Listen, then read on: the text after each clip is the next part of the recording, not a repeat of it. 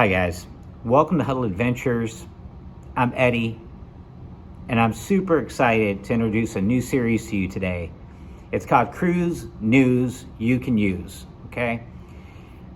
But before I get to that news you can use, I'm going to ask you to use your subscribe button and your notification bell and your thumbs up buttons and take care of us. Subscribe to our channel, turn the bell on, and give us a thumbs up, guys.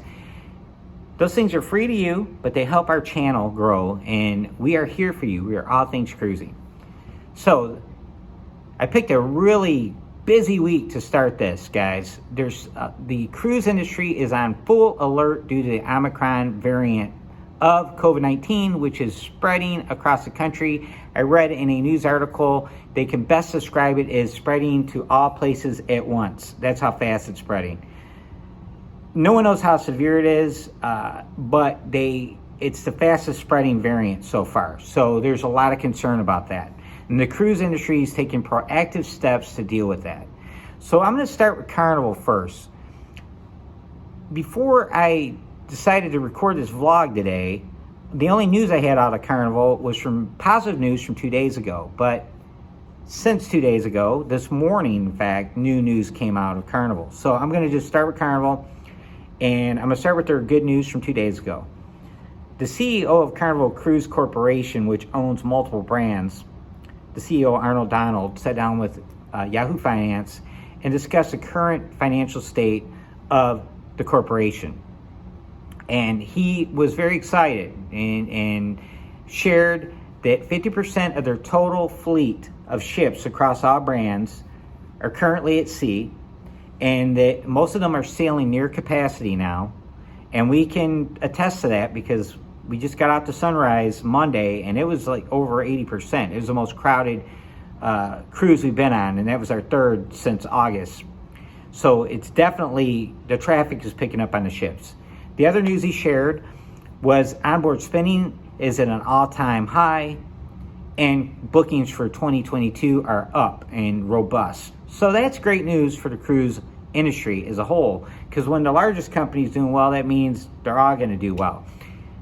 Now on to the news that came out today from Carnival. John Held, Carnival spokesperson, during his he calls it his coffee talk on his Facebook Live, shared a letter that is being put out by Carnival stating a couple new COVID protocols, temporary protocols that to deal with this variant. Number one, the casinos are not going to allow smoking until the end of January. No smoking through the end of January.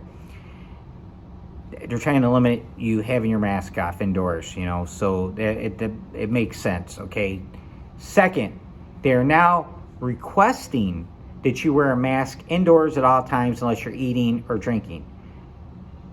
John Hill was very, very, very sure to make it clear that they're not requiring masks be worn at all times, they're requesting.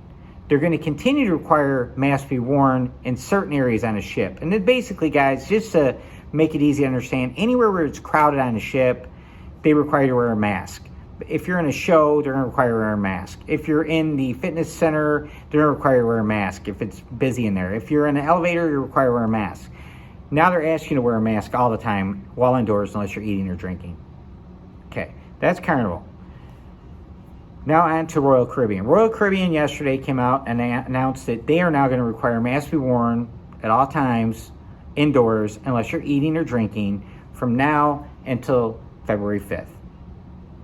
Prior to this, they had kind of a confusing mask mandate policy in place.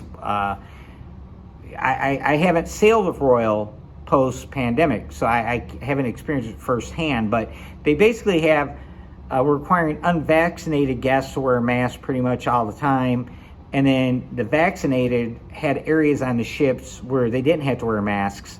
Now everybody's got to wear a mask, guys. There's no more confusion. Wear a mask while you're indoors unless you're eating or drinking until February 5th. Norwegian joined Royal, and this is kind of big news, guys. Norwegian, since the summer, has been marketing themselves hard as the fully vaccinated, 100% vaccinated cruise line. Their competitors Carnival and Royal are at 95%, which follows CDC guidelines. But Norwegian stepped it up. They made it 100%. And they had a legal battle with the state of Florida. It delayed sailing because they were adamant that they were doing 100% vaccinated cruises. And they won. They won in court. So they marketed themselves as a fully vaccinated cruise line where no masks are required, guys. No masks. People that never sailed with Norwegian were jumping on board because they didn't wear a mask, okay? Now, Norwegian has come out and said, and I didn't see a timetable for this, like if there's an end date for it or if it's just going to be ongoing. I didn't read anything giving a timetable other than it starts now. If you're sailing on Norwegian, you're going to be required to wear a mask while indoors unless eating or drinking. You're going to be required to wear a mask outside if you cannot socially distance. So they're the only cruise line that has come out and said that yet, that you're going to be required to wear a mask while outside if you can't be socially distant or follow socially distancing.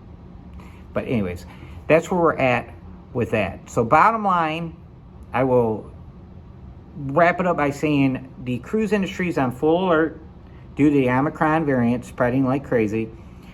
And we will see other cruise lines following suit. This isn't just going to be limited to these three guys, right? We're going to see more. I, as a cruise fan, a cruise addict, am happy to see the cruise industry taking proactive steps. Yes.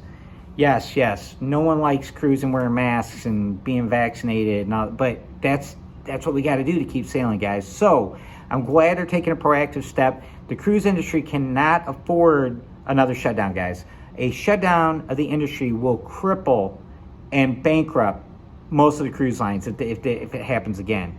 So with that said, guys, thank you for tuning in to Cruise News You Can Use. And hopefully I kept you entertained and gave you some, news you can use. So I'll talk to you later. Bye.